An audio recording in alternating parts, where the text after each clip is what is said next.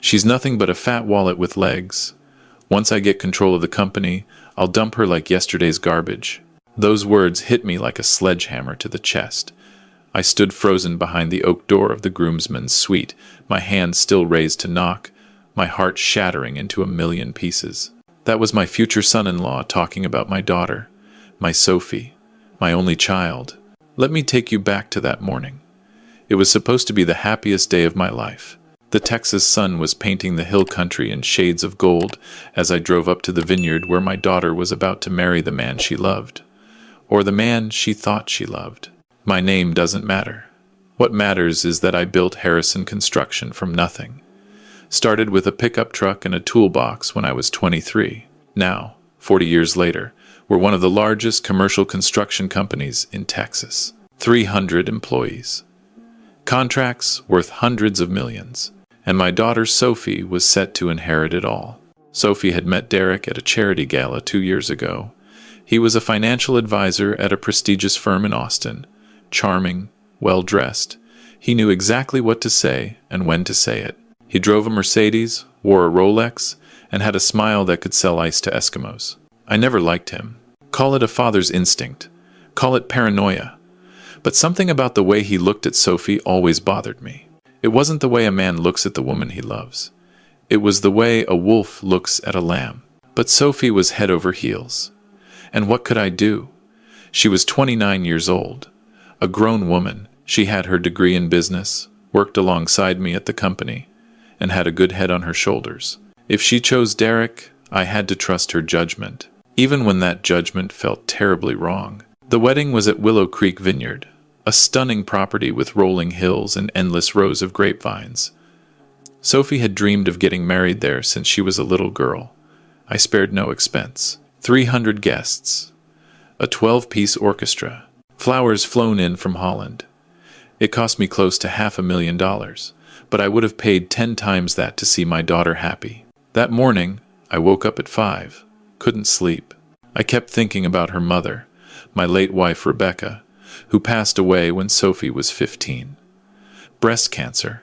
She fought it for 3 years before it took her. Rebecca would have loved this day. She would have fussed over Sophie's dress, cried during the ceremony, and danced until her feet hurt at the reception.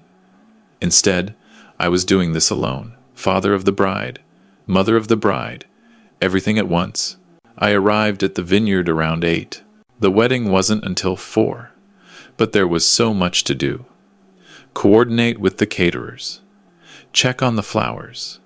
Make sure the orchestra knew the playlist. Sophie was in the bridal suite with her bridesmaids, and I didn't want to disturb her. Around 10, I decided to check on Derek. I wanted to have a man-to-man talk with him, nothing threatening. Just a father letting his future son-in-law know that Sophie was precious to me, and I expected him to treat her like a queen. The groomsman's suite was in a separate building, a converted barn with exposed beams and leather furniture. I walked up the stone path, rehearsing what I was going to say. Something about honor, respect, the responsibility of marriage. I never got to say any of it. As I approached the door, I heard laughter. Loud, obnoxious laughter. I recognized Derek's voice immediately, and then I heard him speak those words that would change everything. She's nothing but a fat wallet with legs. Once I get control of the company, I'll dump her like yesterday's garbage. More laughter. Someone else spoke. I think it was his best man, Tyler. Dude, you're savage. But seriously, how are you going to pull it off? Derek's voice again, dripping with arrogance. Easy. Sophie's already added me to the business accounts. She trusts me completely. The old man's been grooming her to take over the company, and she's been grooming me to take it from her. By this time next year, I'll have controlling interest in Harrison Construction, and Sophie will be out on her ass. What about the prenup? Derek laughed. What prenup? I convinced her not to get one. Told her it showed a lack of trust. She ate it up like candy. Her father wanted one, but Sophie shut him down. Said she believed in true love. His voice turned mocking. True love. What a joke.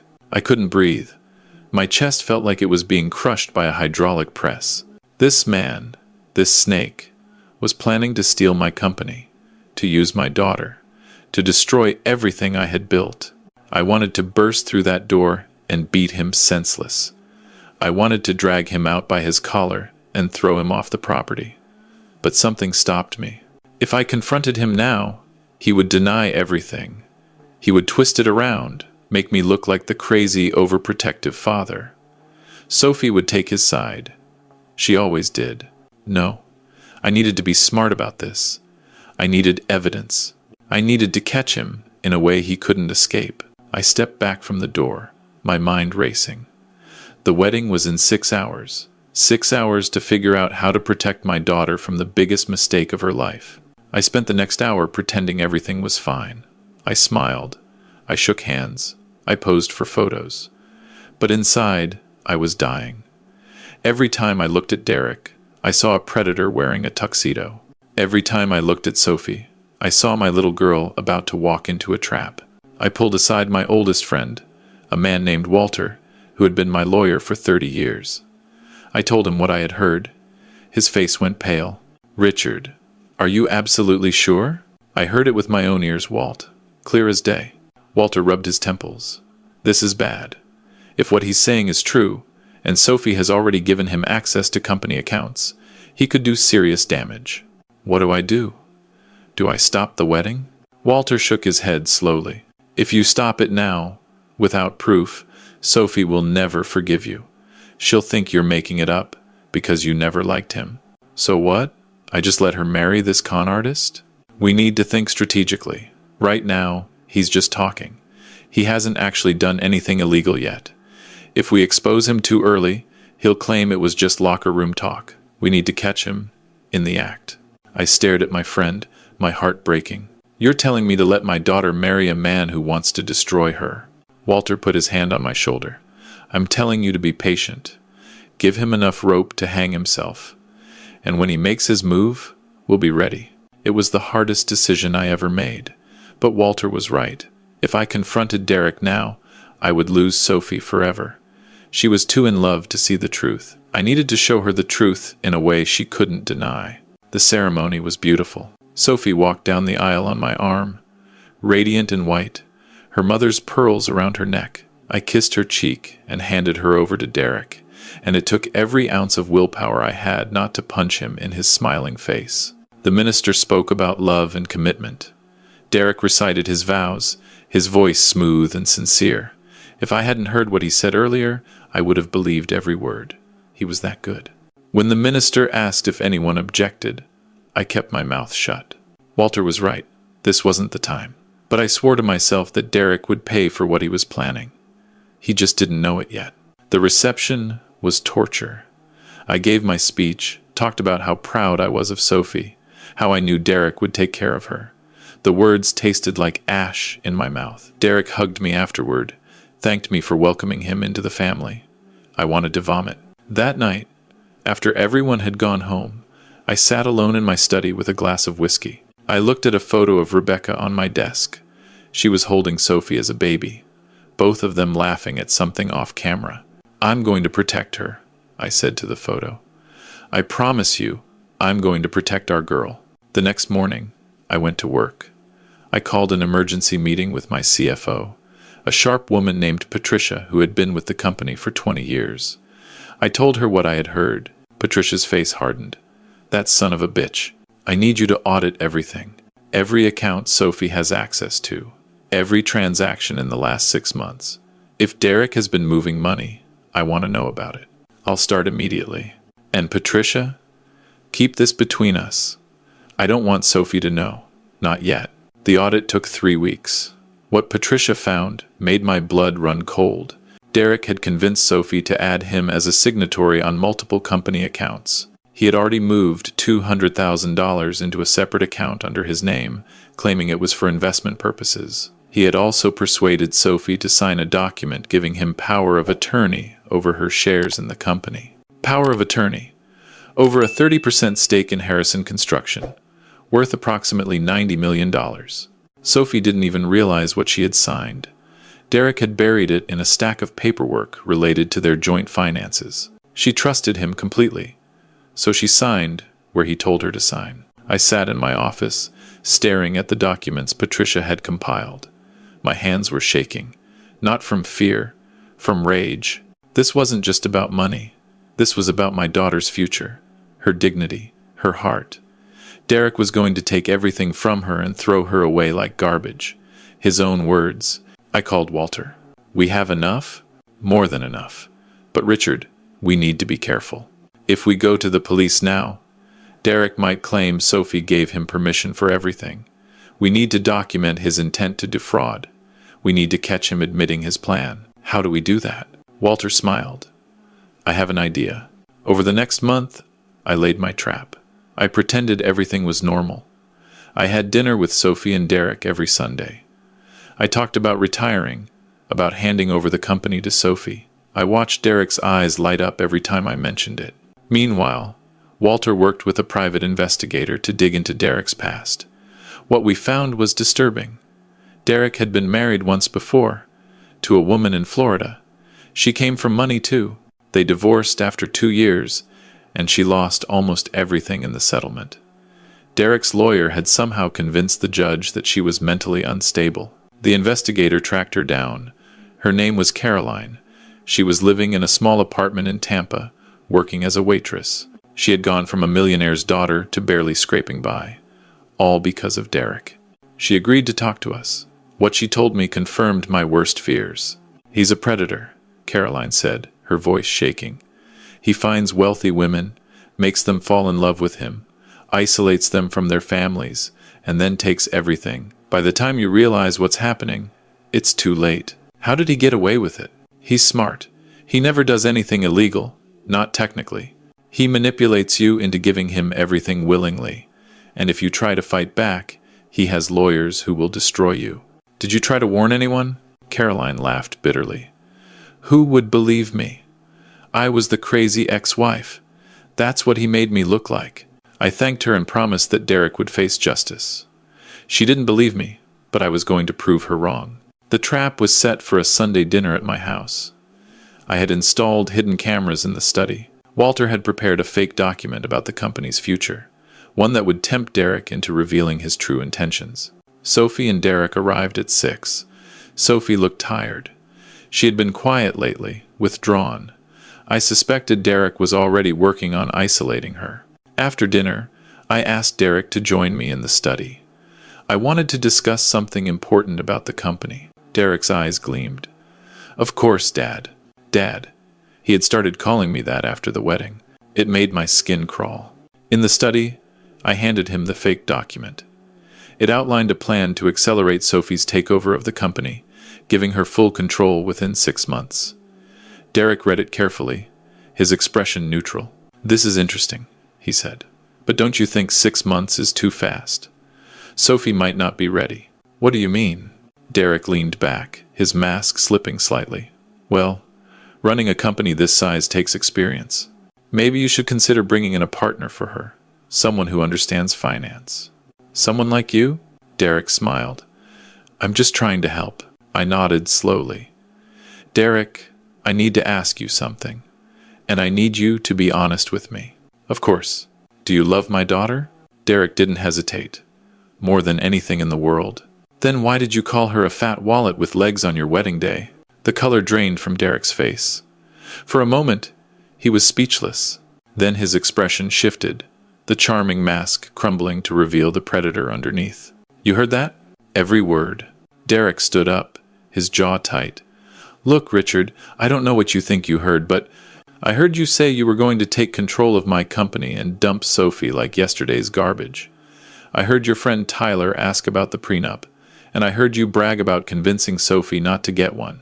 Derek's eyes darted around the room. He was calculating, trying to figure out how to spin this. That was just talk, guys joking around. It didn't mean anything. So, the $200,000 you moved into your personal account was just a joke? The power of attorney you tricked Sophie into signing was just locker room talk?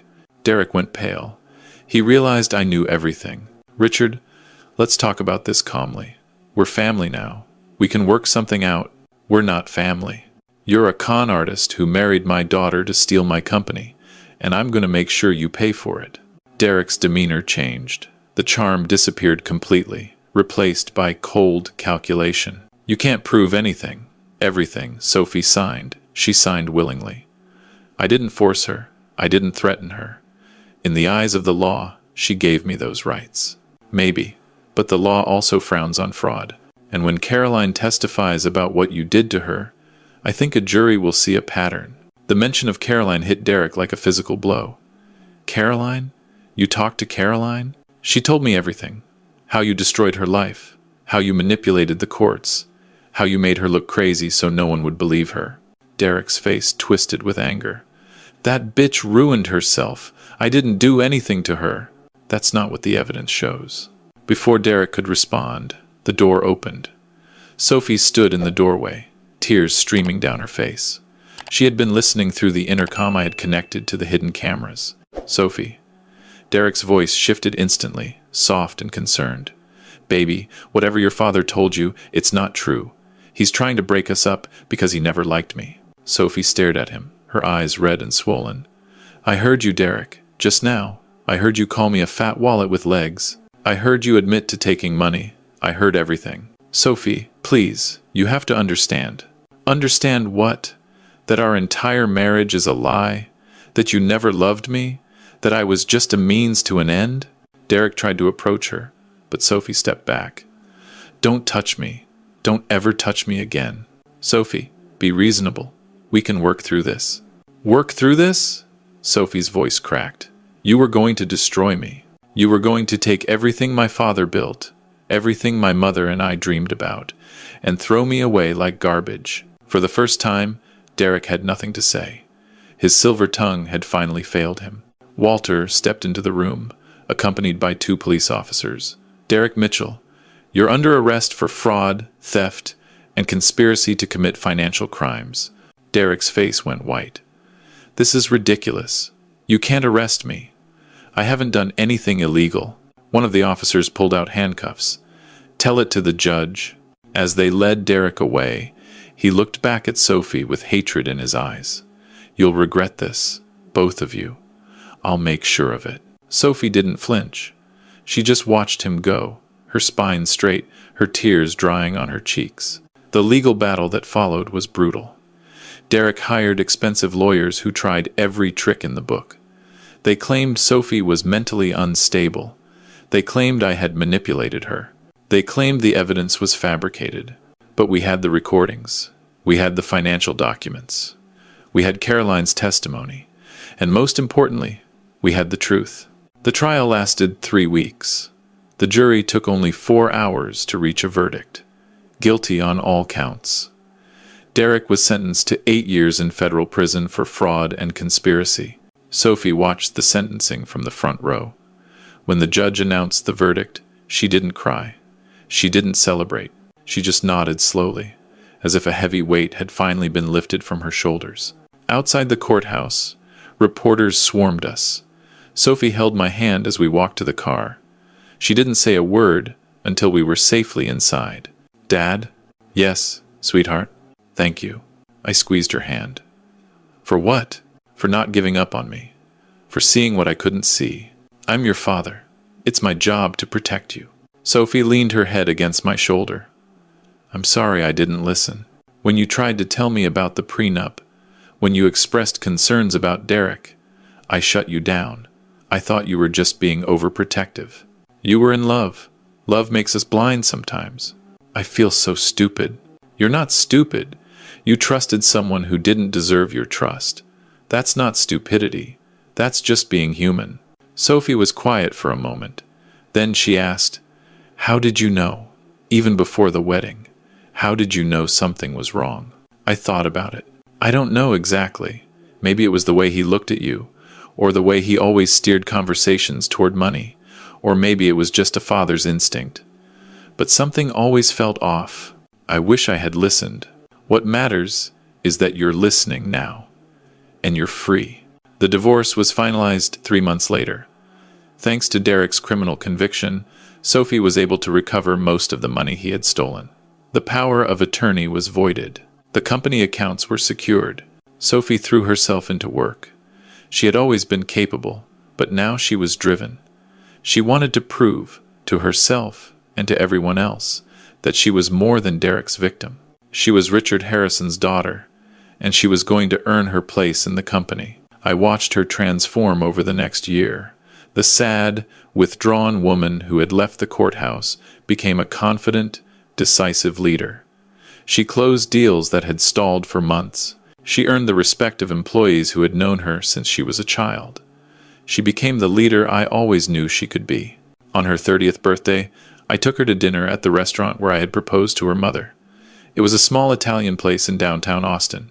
Nothing fancy, but full of memories. "I have something for you," I said, sliding an envelope across the table. Sophie opened it and gasped. Inside was a certificate of ownership, transferring 40% of Harrison Construction to her name. "Dad, this is too much." "It's exactly right. You've earned it, every single share." Sophie stared at the document, tears forming in her eyes. "I don't know what to say." "Say you'll keep making your mother proud." Sophie looked up at me, her face glowing in the candlelight. "I'll try, every day." I reached across the table and took her hand. "Sophie, there's something I want you to know. When I heard Derek say those things on your wedding day, I felt like my heart had been ripped out. But I also felt something else. Determination. I swore to myself and to your mother that I would protect you, no matter what. And you did. But you also protected yourself. When it mattered most, when you had to choose between believing a comfortable lie and facing a painful truth, you chose the truth. That took courage. Sophie squeezed my hand. I had a good teacher. We finished dinner and walked to the parking lot. The night was warm, the sky full of stars. Sophie stopped and looked up, her face peaceful. "Dad?" "Yes? Do you think Mom would be proud of me?" I looked at my daughter, standing tall and strong under the Texas stars, and I felt Rebecca's presence all around us. She was always proud of you, from the moment you were born to the moment she left us. And wherever she is now, she's looking down at you and smiling. Sophie smiled too. I like to think she's watching. She is. Trust me, she always is. We got in the car and drove home. Sophie was quiet, but it wasn't the sad silence of before. It was the peaceful silence of someone who had been through fire and emerged stronger. 6 months later, I officially retired. Sophie took over as CEO of Harrison Construction. The announcement was covered by every business publication in Texas. They called her the youngest female CEO in the state's construction industry. They talked about her vision, her leadership, her determination. What they didn't know was the story behind it all, the betrayal, the heartbreak, the long road to justice. But that story didn't need to be told. What mattered was that Sophie had survived. She had thrived.